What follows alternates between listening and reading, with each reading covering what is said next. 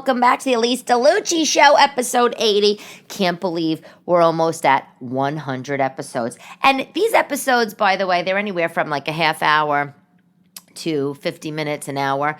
We almost been talking 80 hours together. Can you imagine that? On your drive to work, while you're in the kitchen, while you're at home. I love it, and I hope you do too. Okay, fact of the day, not so much a fact, more just a thing that I read that I found interesting. Emotional release during a massage.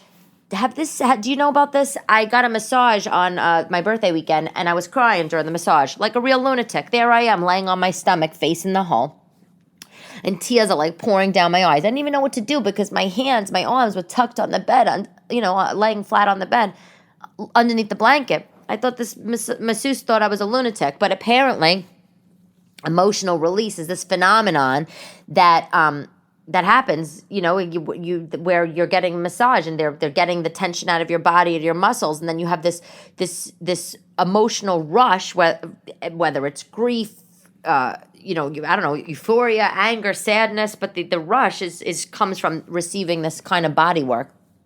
I had no idea this was a thing. It is a thing, new to me, but it did make me feel better to know that I'm not crazy. I don't know if this has happened to you. I did get the massage gun. I think I said that a few weeks ago as a recommendation that came from my aunt, the Hypervolt massage gun. I treated myself, and I've been using it before and after my Pilates class, and I like it. I actually like it. It doesn't make me feel like I ever need a massage again, if you know what I'm saying. Like you really could reach that gun like behind your back, on your tush, wherever, and get out knots, and it really feels like it's working you. I've been enjoying that. Anyway, did you hear about this sick fuck, this killer? I honestly, I can't with the news. Okay, I can't, and I apologize for my my French, but I didn't know this story. There was a guy in New Jersey, this boy, 25-year-old boy, okay, and in northern New Jersey, and he used social media to lure and kill 3 women, okay, and he finally got sentenced to 160 years, and you know what, 160 years in prison, and you know what, good, stay there. Guy's 25 years old, can you imagine? And he used these dating apps. He would use these dating apps, and he would get the girls to meet him, on an app, just as anybody would if you were dating. And he strangled them, and then killed them. And a couple of these girls, he strangled them, killed them, and then put their house in an abandoned house, and then set the house on fire, and their body burned. I mean,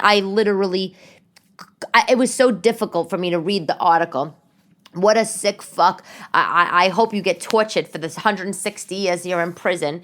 I mean, it's the most horrific, heinous thing I've ever heard. And, well, not ever, but one of them. And the best part of this, though, is how they caught this guy. Was a friend of one of the victims was able to log in to her deceased friend's social media account. I guess she got it, hacked it, I don't know, got the password. And she started conversing with the guy and got him to agree to meet her at a location. And then the police came and arrested him. First of all, that girl's a genius. She should immediately become a detective. She should immediately join the force. I mean, please, you're a genius, whoever you are. I hope you're listening to this. I don't know. But I was so stunned by the story.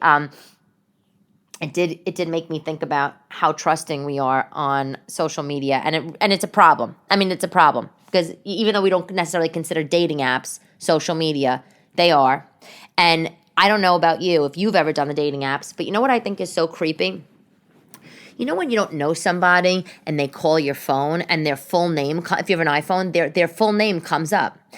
That's so creepy to me. And I remember when I was doing the apps, if I ever met a guy and we took it to the phone, we had the phone call. The phone call never went anywhere because, of course, then they heard my voice and they were like, is this what she really sounds like? And I was like, Kyle, what time you picking me up? And then I was like, Kyle, you there? Anyway, but I would be talking to these guys on the app or whatever, and then we'd have the phone call, and if they called me, their full name would show up, first name and last name. on my phone.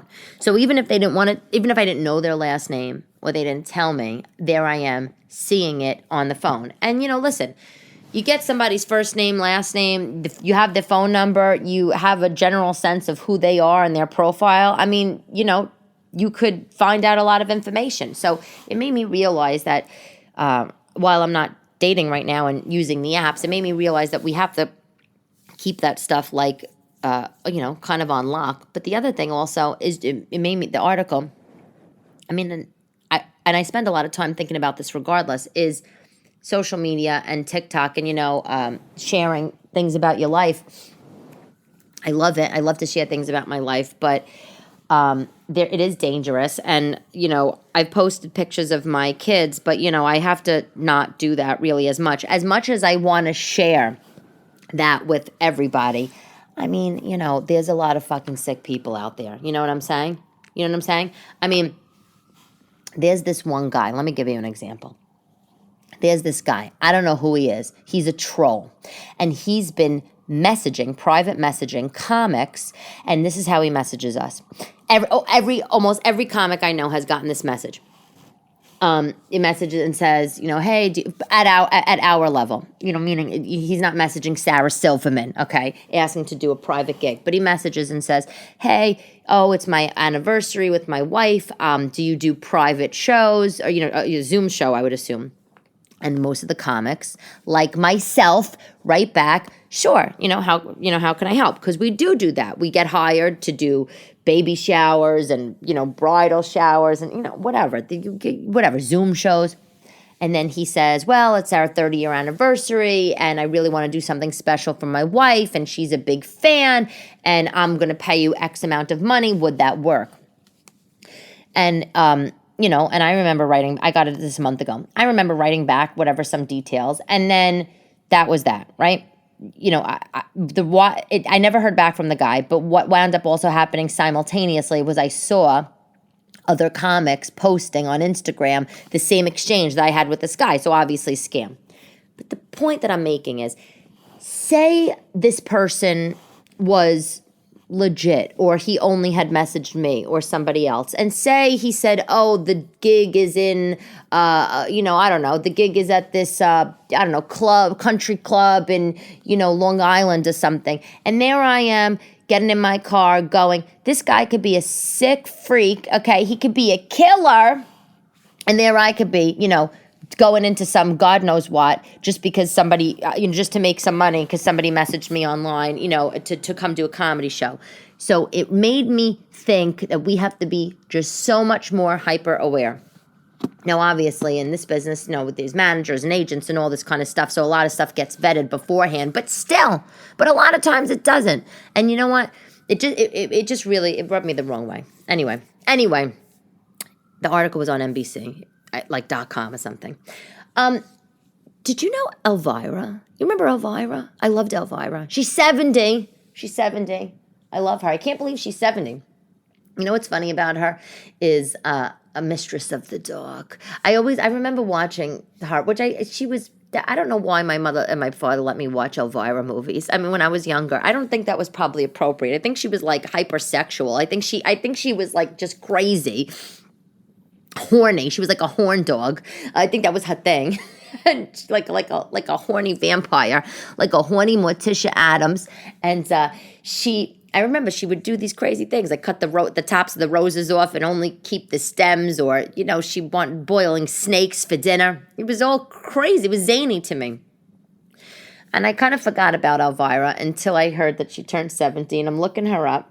First of all, she looks great. I don't know what the hell she's using or doing. She's probably using soap and washcloths just to wash her face, which, by the way, was on a previous episode. Somebody told me if you use just plain soap, Dove soap, and a clean washcloth every single time you wash your face, has to be clean. A fresh one, not one that you use the day before and dry. Then you're going to exfoliate every time. Your skin's going to be baby soft for the rest of your life. Anyway, back to Elvira. She's probably doing that. But point is I always thought, this is how funny, I'm in show business. I always thought that she was Elvira at home as well. Isn't that funny? Like, we have these characters that we know, right? like an Elvira, or I don't even know. Who's another one? I don't know. Gilbert Gottfried actually is one. I love him. He's a brilliant comic. I absolutely love him. And, a lot of people, they know him as this super nasally and loud and, oh, my God, and he was on, what was he? He was, I think, in Aladdin. He does all those VOs. Even though these are all parts he played, he has that crazy sounding voice, this zany guy. And in real life, he's quiet and he keeps to himself. There was an interesting documentary about him a few years ago. You should check it out. But I always thought Elvira was just this mistress of the dark every day. I think if I really thought about it, if it crossed my mind, which it hasn't, but I would probably think, oh, she probably lives in a haunted house on a hill. Everything's black and maroon, gothic. And she's not. She's just a regular girl. I looked her up. She has like light brown hair, and she just looks like an average lady. If I saw her in the store, I would be like, you look so familiar. I can't place you. But, but of course, then you slap on the crazy wig, the black mullet wig, throw a red lip on it. It's just funny to me how we think people are the same people offline, how they are online, or off stage, how they are on stage, or off the camera, you get the point. Anyway, I did a show in Philly, outside of Philly, Soul Joel's Comedy Club in Royersford, Pennsylvania. I got to give it to this guy. Okay, this guy, I got to tell him to listen to this episode. First of all, his name is Joel. Shout out to Joel. He went to Wagner College in Staten Island. Another shout out. He lived in the same neighborhood that I'm from in Staten Island, the South Shore, which is closer to New Jersey. And he before the pandemic, he had a club, and he was only doing, I think, like a couple of nights a week shows. And it was his first time opening a club. But he's been in the comedy business forever because he would produce shows all around, yada, yada. Then, during the pandemic, there was a lot next to his club, a big, huge open sand lot thing. Huge space, and he put a giant airplane hangar, like a big tent dome, and he put 400 chairs in there and a beautiful stage. And every single night since the start of the pandemic, he has been producing comedy shows, and he has had everybody come through. Big J, Louie, Mark Norman, Chris DiStefano, it's like Dave Attell was there on Saturday night. And honestly, amazing. Kudos to this guy. Amazing business sense, silver lining of the pandemic, killing it. I love him. And he asked me, little old me, can you imagine? He asked me if I wanted to come out maybe a year ago to his club. And I told him no. And I was really honest. I said to him, I wasn't ready to headline. I said, I hadn't been on stage. Everything's been closed. What am I going to do? I'm going to come out there after I haven't been on stage for however long. And he was like, at the time, no, it's fine. Just come. It'll be great. Don't worry. And I was like, look, I got to be honest with you. I'm not going to sell you the dream and then show up and you're going to get, something that you weren't expecting. I said, if you really want me to come there, come back to me in a year and, I'll let you know where I am. And I felt that honesty, I always feel that honesty is the best. And he did. He came back. He asked me to come, and I went. I went on Sunday. I went the day after Dave Attell is there. I thought, oh, my God, how amazing. Dave Attell's here on Saturday night. I'm here on a Sunday. It was great. We didn't have 400 people come. We didn't have that many people come. And Attell was there. Sold out, I think he did like a couple of shows. So, if you're living in Pennsylvania and get a babysitter, you're not going to get a babysitter for a Saturday night and you also get a babysitter for a Sunday night. But we had a really nice number of people there. Everyone had a great time. Lots of Italians in the audience. They brought me a pizza, a tomato pie, which this is a whole new thing to me. They had this few girls in the audience, so cute. They had this giant box, tomato pie, they tell me it was. And I'm thinking like, like they opened the box, it looked like a Sicilian pizza or a focaccia. I couldn't really tell, but they said you eat it cold. Basically what it is, it's a Sicilian pie, but cold. And, the sauce, lots of sauce, the doughy, lots of sauce, very little cheese. Do I want to eat cold pizza? Not really, but I thought it was pretty delicious. I'd eat it. It's native to Philly. I think I talked about this somewhere. I maybe on Instagram. But anyway, We had an amazing time. If you're ever in the neighborhood and you want to go see a comedy show, check out Soul Joel's. He's a super cool guy. And you know what? The best part about someone like him is, which I like to support, is that he gave someone like me a chance. Now, I'm not taking anything away from me as a stand-up and my talent and my hard work that I'm putting into this, but I haven't been doing this for 20 years, newsflash, as you know. And you know, he found me online, and to find me online and to say, this girl's been doing stand-up 5 years, she's on her way, let her come and headline at my stage, is just so nice, because you must really like comedy for that reason. You must really like to believe in people. And that's just so important in this, because so much of this business is, are they going to sell tickets? Are they a giant name that everybody knows from TV and this, that? So thank you to Joel Richardson, who owns Soul Joel's. It was amazing. And by the way, people were asking for my autograph. You should have seen me. It was so ridiculous. Girl comes over me. She's like, "Can I have the autograph?" I look over my shoulder. I'm like, "Whose autograph? I want one." Just like, she's like, "Yeah." Well, I'm like, "Me?" She's like, "Yeah." I'm like, I don't even know how to do an autograph. They give me a pen. I'm like, "Oh, gotta get it glamorous." I mean, like, it's I have given autographs in the past, but but like not really a lot. So this was a little strange. Anyway, it was fun. That was fun. I want to do it again. You know, when you're on stage for a long time, I was on stage, I don't know, 40, 45 minutes. You just have this connection with the audience. I wish I could do that every night of the week. One day. I'm waiting still to hear back from the New York Comedy Festival. I'll keep you guys posted on that. They have a new talent show, and I'm just fingers crossed. That will be a really big deal if I get that. So I have my fingers crossed for that. And I did run into, I don't know if you guys know Nikki Smiggs. There's a woman who has become my friend. If you're listening, hi, Maria. She told me about him months ago. I met her at Governor. She said, "Oh, you gotta, me and my sisters, we went to go see this kid, Nikki. You should know." I said, "I don't know him." She says, "Oh, he's cute. He's kind of like Sebastian, whatever, young kid." I said, "Okay." So I wound up checking him out online. I didn't know, I didn't really know anything. And then a couple other people mentioned me to him, and him to me. And so I finally said, "All right." So I reached out to him, and he knew who I was, and blah blah blah. He just moved to New York. And so we met the other night at a club. Hannah Berner was playing Gotham. He went to go watch the show. I had just gotten off the stage uptown, and he said he was in town and you come and meet. So I met him, and we said we're going to do a show, and we're hoping for mid-November. And I know I've said that with other people in the past, and it, for whatever reason, it was taking a very long time, or still is. But Nikki was really cute and good. So I'm working on getting a venue. Right now we have a tentative date of November 13th. But again, I'll let you know. And of course, post it online. Trying to clean out this house, by the by. Winter's here, doing the winter-summer thing. I was looking for my Marie Kondo book. I probably threw that out when I was purging some other time.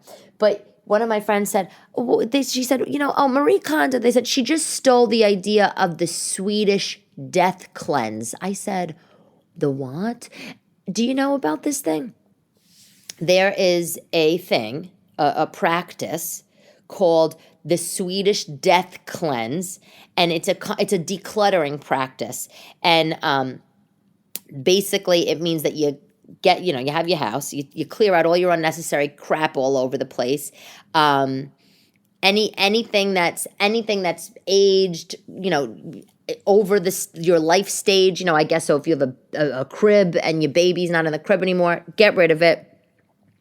And they say that you should do this, sooner than later, before you have to let other people do it for you, which either means, I guess, you're dead or sick, God forbid, something. Anyway, it's basically a permanent form of organization, so you could run your life smoothly every day. So Marie Kondo, did you take the Swedish Death Cleanse, thing from her and build a best-selling book? If you did, you're a genius. But anyway, I gotta get on the Marie Kondo train.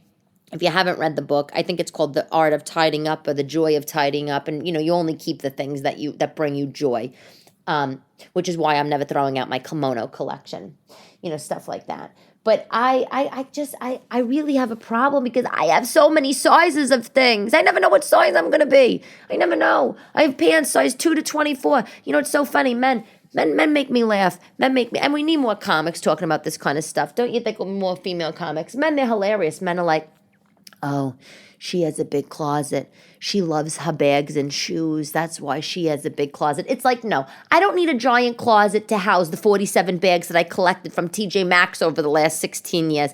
I need a big closet because I got a size 12, size 2 to 12 on any given day. Like in July 4th, I'm a size 2. You know, fast forward to December, I walked up back and forth to Dunkin' Donuts a few times. All of a sudden, I'm a size 12. I can't keep up. I need the space for my clothes, but I need to get rid of them. I hate to do it. You know, and then I probably mentioned in previous episodes, and, you know, and then the style. I mean, this is why moms just have a style. Like, you know, I feel like we're all very fat. A lot of mothers have children, older women, whatever. You know, we have fashion. We like style. We like clothes. We like to look good. But we can't keep chasing the trends, because if you're chasing the trends, you're chasing craziness. Because what are you gonna do? You're gonna get rid of all your jeans that, you know, your stock supply of jeans in your closet in the sizes that you need, and then all of a sudden you're gonna get rid of them to go get the high-waisted acid wash stuff that's in style right now. Get the hell out of here. This is my theory on why moms have a look. You know, it's like, is it an 80s look? Fine. Is it a look from the early 2000s? Fine, but it's a look because that's what fits and works and it's easy and it's so exhausting. The whole thing is so exhausting. I'm trying to find, I need a new vest, a new down vest. I love down vests. We're going to get to that in a second. But before I do, I want to tell you about the idea of having a stash of cash, especially for the girls out there listening. I read an article the other day that it was a man writing into for advice, saying that, you know, he's been with his girlfriend for, you know, a decade, whatever. They have an amazing relationship. They have an amazing relationship. They talk about money. They have joint bank accounts. And he just found out after, you know, 10 years or whatever, that she had a secret savings account and with money in it, a nice amount of money is what he said. And she didn't tell him. And he felt so horrified, and he felt like she had lied to him because how could she keep this money from him, and, you know, blah, blah. I'm reading this article, and I'm thinking, that's the oldest trick in the book. What, get the hell out of here. First of all, my father always had extra money, I feel like, in his sock drawer, like with a rubber band around it. I don't even know if my mother knew about that money. I just feel like he always had money in his sock drawer. That's the first thing, okay? Men have been having side stashes of money for, I feel like, forever. And so have women. So I don't know what kind of guy is writing in. I mean, I shouldn't say what kind of guy. I get it. You're all on the same book with each other. You're all open. You're all talking about money. But really, you're going to be so upset. You're so upset that you're writing in that you found out that she has a secret stash of money. You should be happy because she sounds like a smart girl. Okay, let me tell you something. I've met so many older people like in their 80s and 90s. I volunteered at a nursing home when I was younger, when I was like a freshman in high school. At the time, I thought, worst job ever. My mother made me do it for community service. But looking back, it actually, you know, I learned some lessons. These old biddies running around the nursing home, they would say, save your money, keep it from him, save your money. And let me tell you something. My parents had a bad divorce, okay? And we lived a pretty comfortable life. And then until, you know, we didn't. And when my father left, and, you know, and that was it. My mother was on her own. My mother had the kids, and that was that. My mother didn't have any secret stash of money. Whatever she had, she had. Now, if she had a secret pot of cash, you know, maybe things would have been a little different. I just think it's protection. I get it. You wanted the girl to know. You wanted her to tell you that she has this money. Well, she didn't. Who cares? Move on. I think if you're a woman out there and you're listening, says young girl, you should have a secret stash. Me and my girlfriend Priscilla, we would joke, like, well, you know, years ago, like, well, when we were first married, we would talk about how we have our secret stash of cash and what we were going to do with it. You know, we had like little goals, like we were saving for this, saving for that. And you know what? My ex-mother-in-law told me the same thing. She would, I think she kept some money on the side. This is not being deceptive. This is just protecting yourself. Wendy Williams famously says that, I know she famously said years ago she had a Air Force One Nike shoe box like on the top of her dresser or something with emergency cash in it.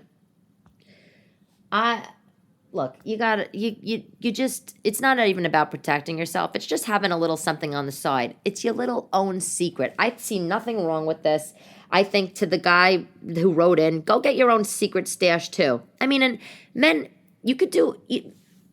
please, you know what? I don't even want to justify this with anymore. I'm just wanted to tell you that if you're young, you should have a secret stash. Don't put all your money together. My ex-husband, if you're listening to this, he's probably annoyed because we always fought about money when we were married, because we had our money together, and I always wanted to take a little, we had our money together, and we got paid into the same account, and I always used to tell him that I wanted to take a little bit of money out to put in my own account, and he would say, why are you putting this in your own account? What's the reason, Elyse? Why? Everything is ours. And I would say, it's just something like in my head.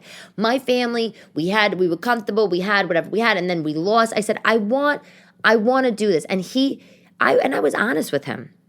And he would just fight me on it. No. And let me tell you something. And he wasn't controlling. I say he's a great guy. But let me tell you something. You're telling me no? Well, guess what? I'm going to go to the ATM. I'm going to take out $200, and I'm going to start being sneaky now and putting it in my sock drawer because you're telling me no when I'm saying I want to get a bank transfer, maybe a regular transfer. And I didn't like that I was having to ask him, air quotes, ask you. I was having a job. In fact, I was making more money than him for a very, very long time. In fact, probably the whole marriage. And I shouldn't say that, but I'm going to have to ask you for money? Get the hell out of here. So you know what? I think that if you want to have your own little thing on the side, you should. And for every young girl listening, just do that. Just do it. Who cares, please? Anyway. Dying to get a new vest. I know this is like the dumbest thing. This is so stupid. I wear leggings. I wear the same type of clothes all the time. I love Uniqlo. They have these Heat Tech, by the way. You should try.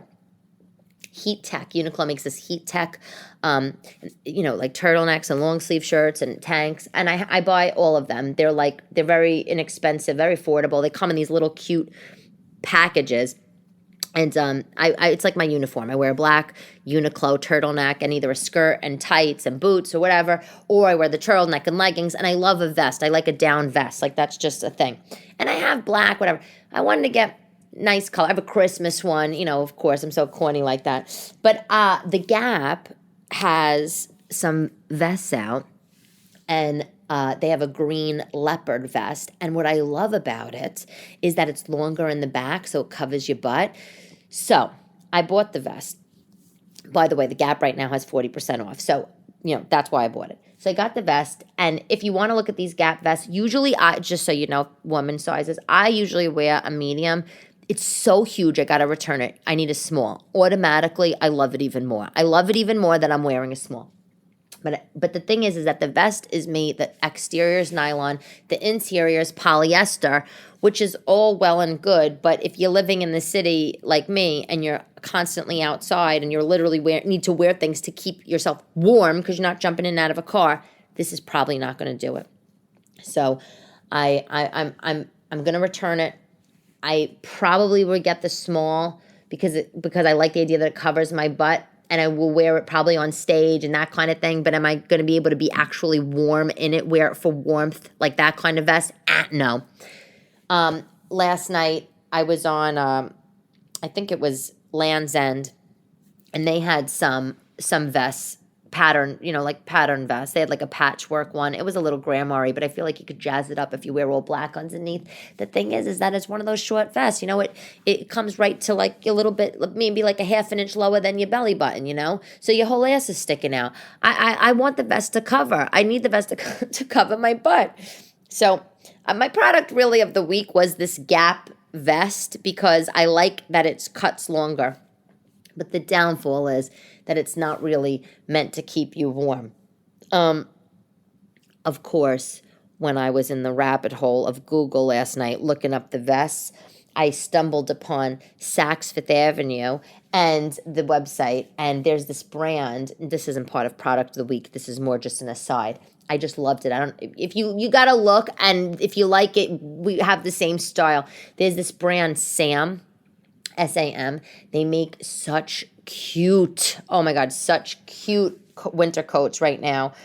They had this amazing leather and shearling coat. There's, that short coat, like a bomber jacket. They had another one, kind of also the same style. It was like a brown patent bomber jacket with the white cream shearling on the inside. Just like, honestly, so cute. I love it. The problem is I can't wear that because I'll walk around like Humpty Dumpty. It will make me look giant on the top. You just see legs and a giant top. I can't do it. I need the coat to go longer.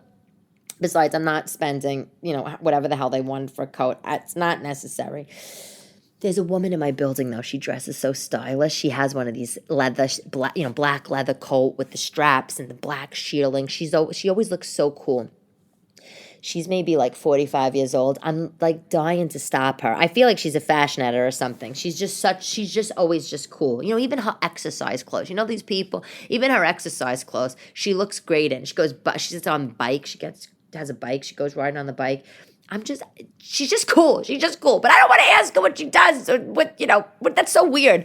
Hi, I'm the crazy mom that lives in the building, with the 2 kids. You always look so great. Do you mind me asking where you buy all your stuff? But there's some of those people, right? There's just these people out there. They just look cool. They just look cool. Anyway, so Gap vest in green leopard with the longer bottoms, comes in other colors. Very cute.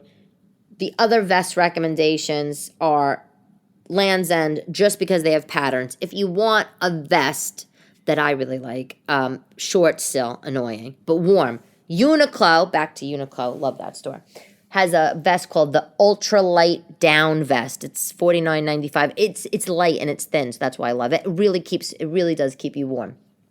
It really does. I like to wear that under a lot of things around the city. Anyway, this is it for the Elyse DeLucci Show. I didn't do my quote of the week. I am doing it right now, and it's Brene Brown, which she has one of the if you don't know her, Google her. She has one of the most widely viewed TED Talks, like in the world. She does a TED Talk on vulnerability, and she studied vulnerability. She's like a vulnerability expert. She's like a therapist. I don't even know what the hell that means, but it's just all about, her TED Talk is all about how you have to be more vulnerable in life and yada yada. And she's amazing. Anyway, she has this great quote, and it says, I now see how owning our story and loving ourselves through that process is the bravest thing we will ever do. So, Brene Brown, love yourself through your own story and your journey, and that's the bravest thing we're ever going to do. Because, most people, they walk around ashamed, or they're trying to be somebody that they're not.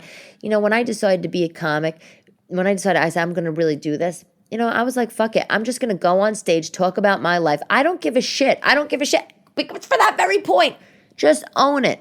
Own flaws and all, warts and all. Who cares? People can relate. They can relate. Anyway, that's it for the Elyse DeLucci Show. Thank you so much for listening. As always, I really appreciate you. I am going to keep you posted on the comedy shows. And, yeah, that's about it. I hope you have a great week. Talk to you. Ciao, ciao.